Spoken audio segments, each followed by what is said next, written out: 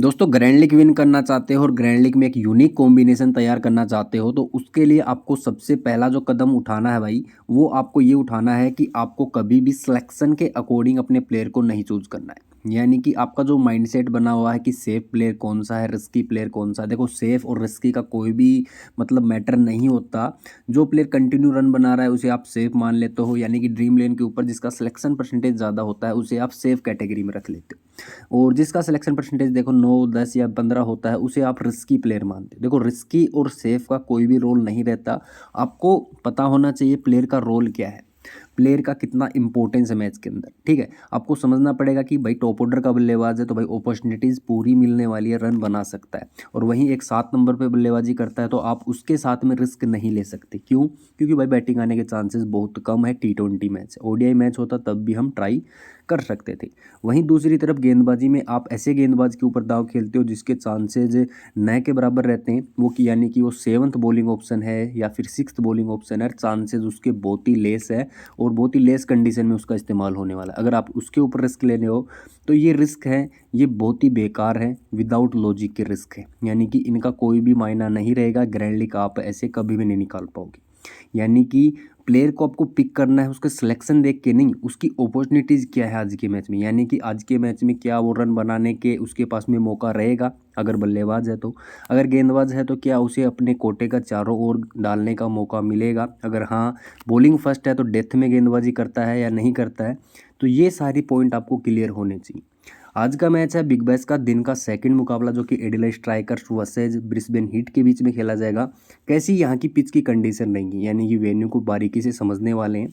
Small league का combination कैसे तैयार करना है, ग्रैंड लीग में यूनिक प्लेयर कौन से बनेंगे, सब कुछ बारीकी के साथ डिटेल में समझने वाले हैं। तो वीडियो को अंत तक जरूर देखिएगा। ठीक है, काफ़ी बड़े नाम इस मैच के अंदर आपको शामिल होते हुए भी देखने को मिलेंगे। यानी कि एडिलेड स्ट्राइकर्स की तरफ से आपको देखो एलेक्स कैरी आते हुए देखने को मिलेंगे। ठीक है, एलेक्स कैरी की वापसी हो सकती है। देखो मैथ्यू शॉट अगर फिट नहीं होते, ठीक है, अगर फिट नहीं होते तो देखो सीधा सीधा एलेक्स कैरी ही खेलेंगे। अदरवाइज फिट होते हैं तो Alex Carey and Matthew Short दोनों की वापसी भी हो सकती है। ठीक है, किसकी जगह हो सकती है, यहाँ पर देखो नीदरलैंड की जगह आ सकते हैं या फिर अदर खिलाड़ी की जगह भी आ सकते हैं, जैसे बाजली की जगह भी आ सकते हैं, क्योंकि इनके पास में bowling option already complete bowling option देखने को मिल रहे हैं। तो बाजली एंड नीदरलैंड के जगह पे आ सकते हैं। डायरेक्ट अगर दोनों आते हैं तो एक आता है तो देखो नीदरलैंड की जगह पे भी ला सकते हैं या फिर बाजली की जगह भी ला सकते हैं। डिपेंड करता है टीम के ऊपर।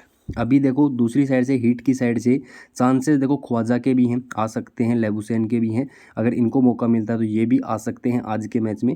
वो डिपेंड करता है कि टीम मैनेजमेंट के ऊपर या फिर इन दोनों के ऊपर कि खेलना चाह रहे हैं या फिर रेस्ट लेना चाह रहे हैं। ठीक है, अभी हम इसी कॉम्बिनेशन के साथ समझने वाले हैं। अगर खेलेंगे तो ख्वाजा यहाँ पर ओपनिंग में देखने को मिल सकते। अभी देखो थोड़ा डायरेक्ट समझेंगे पिच की कंडीशन को सबसे पहले, क्योंकि पिच ही है जो हमें बताएगी मोटा मोटा आइडिया कि कौन से खिलाड़ी का रोल ज़्यादा रहेगा। स्ट्राइकर्स वर्सेस हीट का मैच है तो यहाँ पर 31वां मुकाबला होने वाला है एडिलेड ओवल के ऊपर।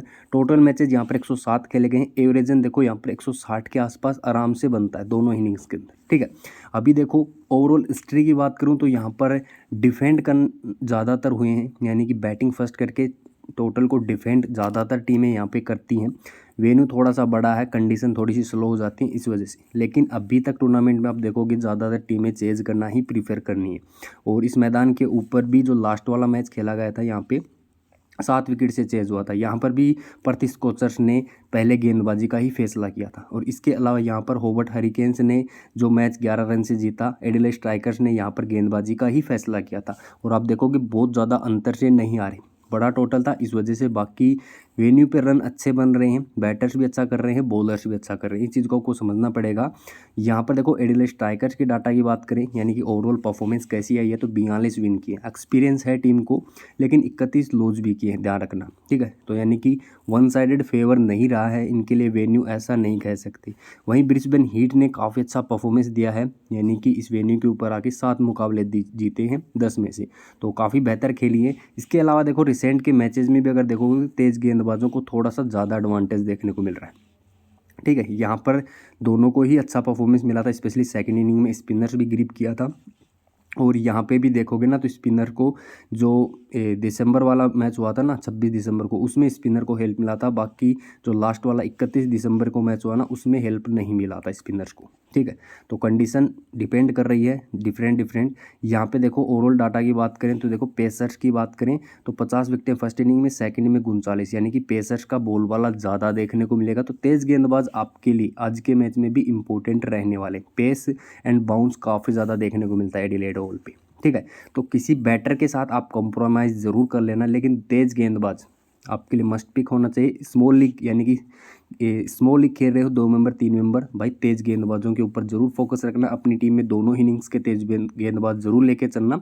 बड़े से बड़े बैटर को भी आप ड्रॉप करने का रिस्क ले लेना, लेकिन किसी गेंदबाज को ड्रॉप मत करना। ये आपके लिए गेम चेंजर पॉइंट बनेगा स्मॉल लीग के अंदर, सेम ही ग्रैंड लीग के अंदर। बॉलर्स के रोल प्ले को समझ लो, जो कि आपको हेल्प करेगा एक बेहतरीन कॉम्बिनेशन तैयार करने में। देखो डोगेट स्ट्राइकर्स की साइड से स्टार्ट कर रहा है पहला ओवर एंड थर्ड ओवर, फिर थॉर्टन सेकंड ओवर कंटिन्यू डाल रहा है इनके लिए, आप देखोगे। बाकी मैथ्सोट खेलते हैं तो वो भी अपना पहला ओवर शुरुआत कर सकते हैं, क्योंकि सामने आप देखोगे ना लेफ्टी खेलने को देखने को मिलेगा, तो वहाँ से डाल सकते हैं। ठीक है, इस चीज़ को आपको समझना पड़ेगा। अगर लेफ्टी नहीं होता तो भी काफ़ी बार आ जाते हैं। इसके अलावा ओवरटर्न एक गेंदबाजी कर रहे हैं, एक ओवर ओवरटर्न का भी मिल रहा है।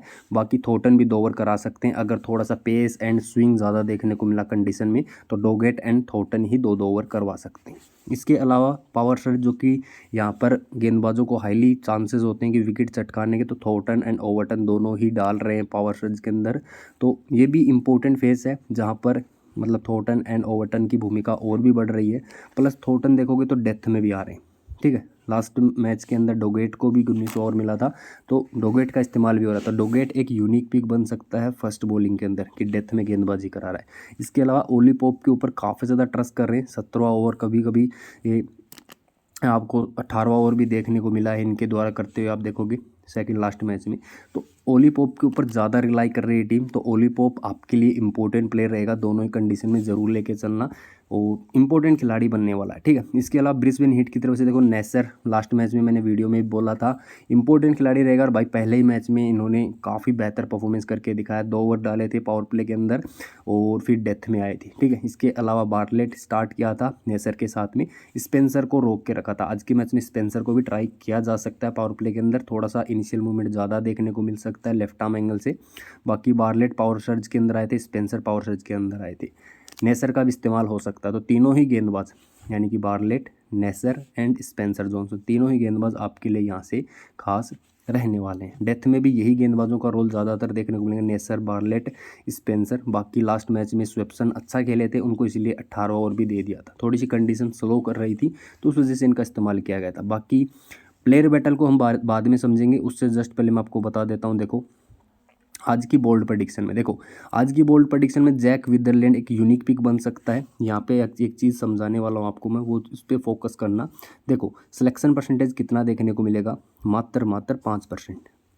तो ये खिलाड़ी एक यूनिक पिक बन सकता है। देखो ग्रैंड लीग की हम बात करेंगे, यहाँ पे ग्रैंड लीग की बात करेंगे तो ग्रैंड लीग के अंदर बड़ा नाम और बड़ा परफॉर्मेंस बहुत बार आ जाता है, लेकिन वो आपको ग्रैंड लीग नहीं जिताएगा। छोटा नाम और बड़ा परफॉर्मेंस आपके लिए ग्रैंड लीग में एक यूनिक पिक बन सकता है। हालांकि देखो स्मॉल लीग में भी ट्राई कर सकते हो, अगर किसी बल्लेबाज के लिए जा रहे हो और उसके लिए कोई मतलब जगह बच रही है, तो उसमें जैक विदरलैंड को ट्राई कर सकते हो। ठीक है, बाकी हम देखेंगे। स्मॉल लीग में डायरेक्ट पिक नहीं कहूँगा, लेकिन ग्रैंड लीग में रोटेशन में आपको जरूर ट्राई करना है। Henry Thornton small league and grand league में बॉलिंग फर्स्ट में एक यूनिक सीबीसी का ऑप्शन बनने वाला है। ठीक है, काफ़ी कम लोग ट्राई करेंगे, क्योंकि देखो मैक्सिमम ऑप्शंस कहाँ देखने को मिलेंगे। देखो मैक्सिमम ऑप्शन, देखो सबसे पहला ओवरटन एंड आपको देखने को मिलेंगे मैक्सिमम लीन, जो कि कंटिन्यू अच्छा कर रहे थे। तो 2 चॉइस पर रहेंगे, बार्टलेट के ऊपर ज़्यादा सीबीसी में ऑप्शन देखने को मिल रहे हैं, तो 3 के ऊपर ज़्यादा फोकस देखने को मिल रहे हैं इस स्मॉल लीग के अंदर। तो एक थॉर्टन एक यूनिक पिक बन सकते हैं small league and grand league के अंदर, ध्यान रखना। लीन एंड डार्सी शॉर्ट दोनों ही बड़े नाम हैं। बैटिंग फर्स्ट के अंदर एक बंदा इनमें से फ्लॉप हो सकता है। क्यों हो सकता है, उसका रीज़न भी समझाने वाला हूँ। पहला तो देखो कंडीशन है, पावर प्ले के अंदर फर्स्ट इनिंग के अंदर इनिशियल मूवमेंट थोड़ा सा ज़्यादा देखने को मिलता है तेज़ गेंदबाजों को। सामने से देखोगे तो सामने से देखो, इनके सामने गेंदबाजी होने वाली है। Spencer Johnson, Neser and Bartlett तीनों ही क्वालिटी पेस अटैक है, 140 प्लस की गति से डालते हैं। स्विंग होगा तो देखो दोनों ही ओपन करते हैं, बहुत ज़्यादा ट्रबल हो सकता है। ठीक है, तो ध्यान रखना दोनों के साथ में स्मॉल लीग में कदम नहीं रखना। स्मॉल लीग में किसी एक के साथ में जाओगे तो भी एक गेम चेंजर पॉइंट बन सकता है। ठीक है, क्योंकि दोनों का सिलेक्शन हाई देखने को मिलेगा। डार्सी शॉर्ट का हालांकि थोड़ा सा कम देखने को मिलेगा क्योंकि लास्ट के 1-2 मैचेस से फ्लॉप चल रहे हैं। लीन का 80 से भी ऊपर देखने को मिल रहा है। तो ऐसे प्लेयर को अगर ड्रॉप करोगे ग्रैंड लीग के अंदर डायरेक्ट तो एक बड़ा प्रॉफिट आ सकता है। लीन देखो मार के खेल रहे हैं, डार्सी शॉर्ट क्या है मार के खेल रहे हैं। तो दोनों ही हार्ड हिटर बैटर जो कि मार के खेलना पसंद करते हैं। स्टार्टिंग के जहाँ पर स्विंग होता है तो वहाँ पर देखो एज वगैरह लगने के चांसेस फिर ज़्यादा हो जाते हैं। टेक्निकल बैटर होता है वो फिर भी उस फेज़ को खेल के निकाल सकता है। तो इस चीज़ को आपको ज़रूर समझना पड़ेगा। बाकी ब्रिस्बेन हीट की तरफ से मैट ट्रेंसो, ठीक है, मैथ्यू ट्रेंसो ग्रैंड लीग में सीवीसी का एक प्रॉपर हकदार प्लेयर रहेगा। टॉप ऑर्डर में ही खेल रहा है, नंबर 4 पे आ रहा है। स्पेशली देखो batting first and second batting में कैप्टन वाइस कैप्टन का तो नहीं कहूँगा, लेकिन फिर भी बना सकते हो क्योंकि टॉप ऑर्डर पे इनके टॉप ऑर्डर पे मेरे को इतना ज़्यादा भरोसा नहीं है। देखो जैक वुड अर्ली जा सकते हैं। अगर यहाँ पर देखो ख्वाजा खेलते हैं, ओपन करते हैं ख्वाजा, तो फिर अलग बात रहेगी। या फिर लबुसेन आते हैं तो यहाँ से फिर मैट रेंसो या फिर मैक्सविनी में से भी किसी एक को ओपन पे भेजा जा सकता है। तो ग्रैंड लीग का एक यूनिक पिक बन सकता है सीवीसी के लिए, ज़रूर ट्राई करना। बैटिंग फर्स्ट करता है तो ज़्यादा हाई चांसेस रहेंगे इनको सीवीसी बनाने क्योंकि फिर प्रॉपर अपॉर्चुनिटीज़ मिलेगा। ठीक है, चेजिंग में नाथन मैक्सविनी के ऊपर आप थोड़ा सा दाव खेल सकते हो क्योंकि वन डाउन ही खेलेगा और थोड़ा सा ज़्यादा मतलब इनके पास में मौका रहेगा। वन डाउन अर्ली विकेट जाएगा तो ज़्यादा मौका रहेगा बैटिंग करने का एंड रन बनाने का। ठीक है, तो चेजिंग में इनके ऊपर भी आप दाव खेल सकते हो। इनका सिलेक्शन काफ़ी लो देखने को मिल रहा है। फिलहाल इनका सिलेक्शन भी देखोगे ना 60 के आसपास ही देखने को मिल रहा है। रिसेंट में इन्होंने परफॉर्मेंस इनका ड्रॉप हुआ है रिसेंट के मैचेस में देखो।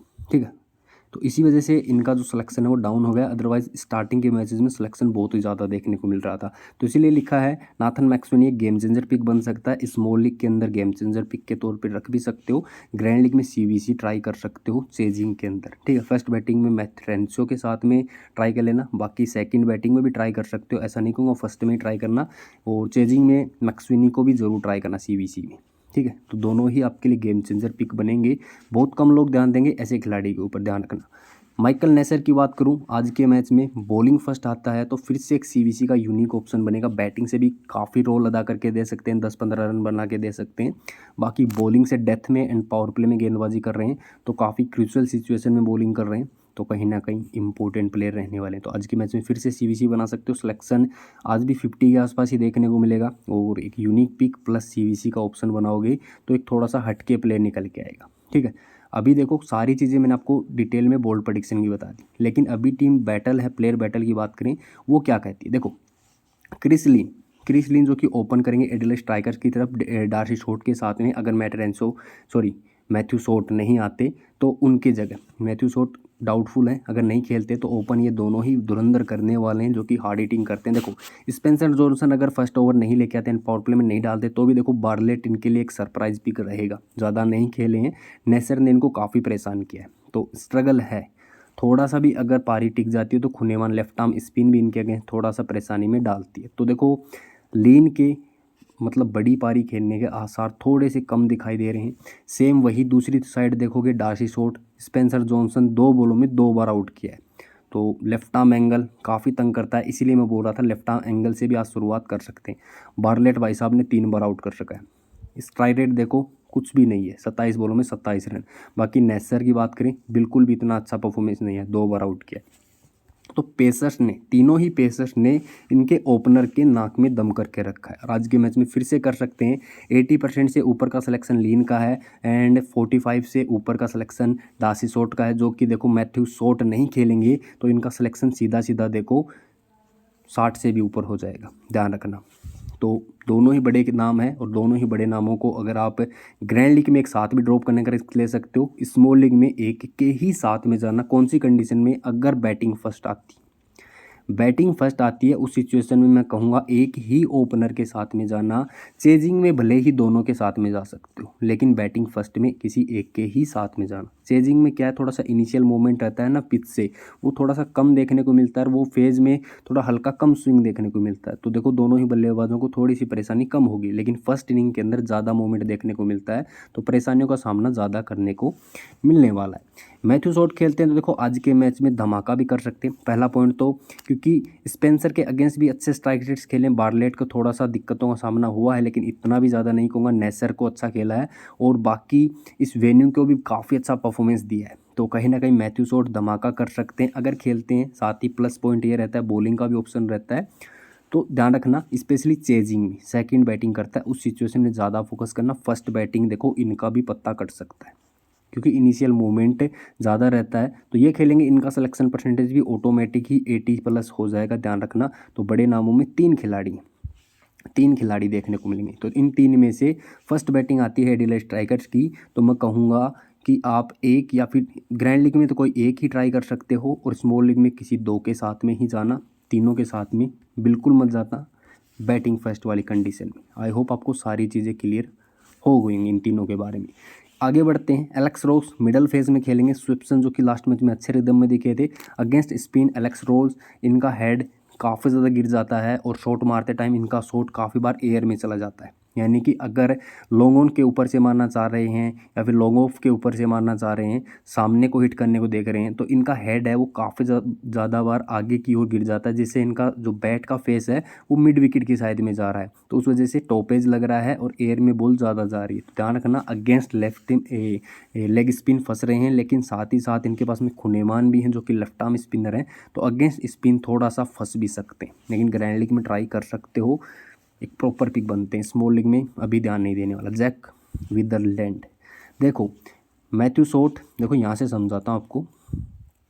क्रिस लीन, मैथ्यू शॉट ओपन करेंगे, डार्सी शॉट वन डाउन पे आ जाएंगे अगर तीनों खेलते हैं। इस तरह से भी हो सकता है, या फिर सेम ऑर्डर के साथ में भी आ सकते हैं। अगर ये तीनों खेलते हैं तो फोर्थ नंबर पे आपको जैक विदरलैंड देखने को मिलेंगे। तो जैक विदरलैंड आज के मैच में धमाका कर सकता है। कौन सी सिचुएशन में? अगर ये 4 नंबर तक खेलते हैं ना, 4 नंबर तक इनका बैटिंग आता है। क्यों? क्योंकि देखो कंडीशन थोड़ा सा अनुकूल हो जाएंगी। बाकी सभी गेंदबाजों के अगेंस्ट देखो आउट एक एक बार जरूर हुए हैं। ग्रैंड लीग के पिक की बात करूं, ग्रैंड लीग में इस बंदे को जरूर ट्राई कर लेना। इस मैदान के ऊपर उन्होंने काफ़ी ज़्यादा रन बना के रखे हैं, तो एक प्लस पॉइंट ये रहेगा, जो सेल्फ कॉन्फिडेंस होता है ना विकेट को समझने का, जहाँ जहाँ पर विकेट पे रन आते हैं उस बल्लेबाज का सेल्फ कॉन्फिडेंस अप जरूर रहेगा। और टूर्नामेंट के स्टार्ट में अच्छे रिदम में दिखे थे। बाकी इनका रिदम इसलिए ड्रॉप हुआ क्योंकि पहला तो इनका बैटिंग ऑर्डर ऊपर नीचे किया गया, तो उस वजह से इनका रिदम है वो काफ़ी ख़राब हुआ था। ये भी एक माइनस पॉइंट इनके लिए रह सकता है। तो ग्रैंड लीग के अंदर धमाका कर सकते हैं, एक यूनिक पिक के तौर पे हो सकते हैं। 5% से भी कम का सिलेक्शन देखने को मिल रहा है। ध्यान रखना इनके ऊपर। एलेक्स कैरी की बात करूं, सीधा सीधा आते ही इनका सिलेक्शन भी काफ़ी अप हो जाएगा, लेकिन अभी रिसेंट में टेस्ट खेल के आ रहे हैं, वहाँ पर भी इतना अच्छा फॉर्म नहीं था। स्वेप्सन के अगेंस्ट फंसे हैं। अगर मिडल फेस में खेलते हैं दिक्कतों का सामना करना पड़ेगा, ध्यान रखना। और मिडल फेस में ग्रैंड लीग में रोटेशन कर सकते हो, ठीक है। ग्रैंड लीग में रोटेशन कर सकते हो क्योंकि देखो स्मॉल जो स्पिनर का फेज है ना, वहाँ पर देखोगे ज़्यादा स्पिन भी हुआ नहीं है, ठीक है। ज़्यादा विकेटें मिली नहीं है लास्ट के 10 मैचेस में। फर्स्ट इनिंग में ज़रूर मिली है, लेकिन फिर भी ग्रैंड लीग के अंदर थोड़ा सा रोटेशन कर सकते हो, कोई बुरी बात नहीं होगी। स्मॉल लीग में जगह नहीं है। ओवरटर्न इंपॉर्टेंट रहेंगे, बैटिंग एंड बॉलिंग दोनों से परफॉर्मेंस दे रहे हैं। बॉलिंग फर्स्ट में सीवीसी का सीधा रोल बन जाएंगे। ओली पोप की बात करूं, डिसेंट खेलें, लेकिन डिपेंड करेगा इनका बैटिंग ऑर्डर क्या रहेगा। देखो 5th नंबर पे भेज देते हैं या फिर 6th नंबर पे रहेंगे, तो फिर इतना ज़्यादा रोल नहीं रहेगा, क्योंकि इतने ज़्यादा हार्ड हिटर बल्लेबाज नहीं है। जितना ये टॉप ऑर्डर में खेलते हैं उतने ही अपनी पारी को बुनते हैं, यानी कि स्लो स्टार्ट करते हैं, कंटिन्यू खेलते हैं, मतलब एक इनिंग को बिल्ड करते हैं, ठीक है। आप ये समझ सकते हो। तो ओली पोप काफ़ी क्वालिटी लेके आते हैं अपनी बैटिंग से, यानी कि पॉइंट्स आपको जरूर देके जाते हैं, लेकिन डिपेंड इनका बैटिंग ऑर्डर पे रहने वाला है। भाई नंबर 5 पे खिला रहे हैं, जहाँ पर मौका क्या रहेगा, 4 ओवर या फिर 5 ओवर बचे हैं या फिर 6 ओवर बचे हैं, उस सिचुएशन में भाई क्या ही करेगा, क्योंकि बड़े शॉट मारने जाएगा तो अर्ली विकेट भी जा सकता है, ठीक है। बाकी कॉलिन मुनरो देखो अभी तक नहीं चले, ग्रैंड लीग का एक कैप्टन वाइस कैप्टन बना के टीम में छोड़ सकते हो यूनिक पिक के तौर पे, ठीक है। बाकी आप ये कह सकते हो कि हिट एंड मिस वाला प्लेयर है। दिन हुआ तो उस दिन बहुत लंबा चलेगा, अदरवाइज फ्लॉप जाएगा। तो स्मॉल लीग में अभी के लिए जगह नहीं बन रही। बाकी ग्रैंड लीग में आप जरूर कैप्टन एक टीम में बना के भूल जाना कि भाई मैंने कोई टीम भी बनाई थी। तो इस टाइप का प्लेयर है कॉलिन मुनरो। ट्राई करना। नाथन मैक्सवेनी सिलेक्शन बहुत ही कम है, grand league and small league में बहुत ही शानदार एक यूनिक पिक बनेगा। देखो टॉप ऑर्डर में थॉर्टन को काफ़ी अच्छा खेला है, मैथ्यू शॉट के अगेंस्ट अच्छा खेला है, बाकी सभी गेंदबाजों के अगेंस्ट डिसेंट खेला है, तो टेक्निक भी काफ़ी सॉलिड है, तो इम्पोर्टेंट बनेगा। बाकी मैट रेंचो के बारे में मैंने आपको ऑलरेडी बता दिया। यहाँ से देखो ओली पोप के अगेंस्ट थोड़ा सा फंसे हैं, बाकी इनका जो टेक्निक है वो काफ़ी अच्छा नज़र आया, प्लस डोमेस्टिक में अच्छे रन बना के आया, तो एक प्लस पॉइंट नज़र आ रहा है। तो रेंसो के ऊपर ज़रूर ध्यान रखना, बैटिंग फर्स्ट में CVC ज़रूर ट्राई कर लेना, ग्रैंड लीग के अंदर यूनिक पिक रहेगा, कोई भी नहीं बनाने वाला। और यहाँ पर चेजिंग में इनके साथ में जा सकते हो नाथन मैक्सवेनी ग्रैंड लीग के अंदर, ठीक है। और स्मॉल लीग में दोनों ही मेरे लिए इम्पोर्टेंट रहने वाले। मैक्स ब्रांड रिसेंट के 2 मैचेस से ताबड़तोड़ी पारी खेल के अपनी जगह काफ़ी अच्छी बना ली है, और सभी गेंदबाजों के अगेंस्ट भी काफ़ी बेहतर खेला है, लेकिन थोड़ा सा मैं कहूँगा अगेंस्ट लेग स्पिन फंसते हैं, जहाँ पर सामने देखो ओली पोप एंड एक बॉयस करके 2 लेग स्पिनर देखने को मिलेंगे, उनको कैसा खेलते हैं वो थोड़ा सा दिक्कतों का सामना हो सकता है वहाँ पर। बाकी बैटिंग ऑर्डर क्या रहेगा वो भी एक डिपेंड करेगा, ज़्यादा नीचे खेलेंगे तो फिर भाई रखने का कोई बेनिफिट नहीं है, थोड़ा सा टॉप ऑर्डर में खेलेंगे 4 नंबर तक आ जाएंगे तो इम्पोर्टेंट प्लेयर हो सकते हैं, और रिसेंट के मैचेस में काफ़ी अच्छे रिदम में दिखे। ग्रैंड लीग में ड्रॉप करने का रिस्क ले सकते हो। बाकी इंपॉर्टेंट खिलाड़ी इस वजह से भी थोड़ा सा बन रहे हैं क्योंकि ऊपर से देखो कॉलिन मुनरो आते हैं इनके लिए ओपन करने, यहाँ से समझे कॉलिन मुनरो इनके लिए ऊपर आ रहे हैं ओपन करने, just a second, yes Colin Munro इनके लिए ओपन करने वाले हैं जैक वुड के साथ में। तो दोनों ही ओपनर अनकंसिस्टेंट हैं, कभी भी अपना विकेट फेंक के जा सकते हैं, तो देखो आप सीधा सीधा ओपन इन्हीं को समझें और 1 डाउन पे ये समझें, तो कहीं ना कहीं बैटिंग ऑर्डर के ऊपर के बल्लेबाजों को देखते हुए इनकी भूमिका फिर भी बढ़ जाती है, मिडल फेस में काफ़ी अच्छी गेंदें खेलने का इनके पास में मौका हो जाता है। तो कंटिन्यू रन भी बना के आ रहे हैं, 2 मैचेस से आप देखोगे तो कंटिन्यू अच्छा परफॉर्मेंस करके आ रहे हैं, ठीक है। तो इंपॉर्टेंट खिलाड़ी बन जाएंगे। बीच में एक 50 यहाँ पे भी लगाई थी इन्होंने, और स्टार्ट वाला फर्स्ट वाला मैच के अंदर भी काफ़ी अच्छा परफॉर्मेंस दिया था, तो रख सकते हो, इंपॉर्टेंट खिलाड़ी बनने वाले। अभी टीम कॉम्बिनेशन की बात करते हैं। देखो सबसे पहले टीम कॉम्बिनेशन आपको बनाना कैसे है, स्मॉल लीग की बात करेंगे। सबसे पहले जो फिक्स खिलाड़ी रहने वाले मेरे लिए, देखो ओवरटन ड्रॉप नहीं करने वाला, मैट रेंचो इंपॉर्टेंट रहेंगे। यहाँ से नेसर दोनों ही कंडीशन में लेके जाऊँगा, बॉलिंग फर्स्ट करे या फिर बॉलिंग सेकेंड करे, ठीक है। Bartlett, Thornton, Spencer Johnson drop करने का बिल्कुल मत सोचना, एंड लियोड पोप जरूर रखूँगा, कंसिस्टेंट विकेट टेक कर रहे हैं एंड टीम इनको यूज कर रही है डिफ़िकल्ट सिचुएशन में, तो ये चीज़ आपको हेल्प करेगी, ध्यान रखना, ठीक है। खुनेमान ग्रैंड लीग में ट्राई करना, ग्रैंड लीग पिक है, बॉयस ग्रैंड लीग में ट्राई करना, बॉलिंग सेकंड करता है उस सिचुएशन, बॉलिंग सेकंड में बॉयस आपकी टीम में गेम चेंजर बन सकता है। स्वेप्सन की बात करूं, second bowling and bowling first दोनों में ग्रैंड लीग में रोटेट कर सकते हो। डिफिकल्ट सिचुएशन में बॉलिंग मिला था इनको, 18वां 17वां ओवर मिलने के चांसेस भी इनको रहेंगे, तो ये बंदा एक गेम चेंजर पिक बन सकता है, इनके ऊपर भी ज़रूर फोकस करना। डोगेट फर्स्ट बॉलिंग में ज़्यादा प्रेफरेंस देने वाला हूँ क्योंकि डेथ में गेंदबाजी करता है, मैंने आपको यहाँ पे बताया था ना डाटा, इस डाटा पे आप समझना, यहाँ पे मैंने आपको स्टार्ट में समझाया था ना डोगेट का 19 ओवर डाला था, तो ये एक भूमिका निकल के आती है जहाँ पर देखो स्टार्ट के 3 मैच ओवर्स में कुछ भी नहीं मिला बंदे को, इस ओवर में आके 2 विकेटें निकाल के ले गए, यानी कि 50 पॉइंट आपको सीधा मिल गया। तो ये चीज़ों को आप समझें, डेथ वाले बॉलर के ऊपर ज़रूर नज़रें बना के रखें। तो bowling section and allrounder section में मिला के 7 खिलाड़ी मेरे लिए ये फिक्स हो जाते हैं। इन खिलाड़ियों को स्मॉल लीग में बिल्कुल भी ड्रॉप नहीं करना है, कोई भी कंडीशन हो, कोई भी टीम बैटिंग करे, कोई भी टीम बॉलिंग करे, 7 खिलाड़ी आपके यहाँ से फिक्स हो जाते हैं। विकेट कीपिंग सेक्शन में देखो, यहाँ से जो आपके ओली पोप हैं, इनका बैटिंग ऑर्डर देखना पड़ेगा। अभी देखो बैटिंग कौन से नंबर पे कर रहे हैं, अभी कर रहे हैं नंबर 4 पे बैटिंग। अगर एलेक्स कैरी आ जाते हैं तो भाई एलेक्स कैरी नंबर 4 पे खेलेंगे या फिर नीचे खेलेंगे, तो वो चीज़ आपको देख के विकेट कीपर डिसाइड करना है, ठीक है। तो यहाँ से देखो जो भी विकेट कीपर का बैटिंग ऑर्डर ऊपर रहेगा आप उसके साथ में जा सकते हो। बाकी अगर टॉम असलोफ का बैटिंग ऑर्डर देखोगे तो इनका बैटिंग ऑर्डर भी काफ़ी ज़्यादा नीचे है, तो ये ग्रैंड लीग में ट्राई करने वाला पिक है कि भाई बैटिंग फर्स्ट होती है हीट की, टॉप ऑर्डर अर्ली कोलैप्स वाला कॉम्बिनेशन बना रहे हो, मैक्स ब्रांट एंड टी असलोफ दोनों के साथ में आप जा सकते हो, इस तरह से कॉम्बिनेशन को डिसाइड करना। बाकी बैटिंग सेक्शन में देखो रिस्की पिक है लेकिन मैक्सवेनी मैं अभी के लिए लेके चल रहा हूँ, ठीक है। तो यहाँ से 8 प्लेयर मैं अभी के लिए फिक्स रख रहा हूँ, ठीक है, जो कि मेरी टीम में रहने ही वाले हैं, ठीक है। बाकी लीन को ये सेकंड बैटिंग में ज़्यादा प्रेफरेंस देने वाला हूँ मैक्स ब्रांट।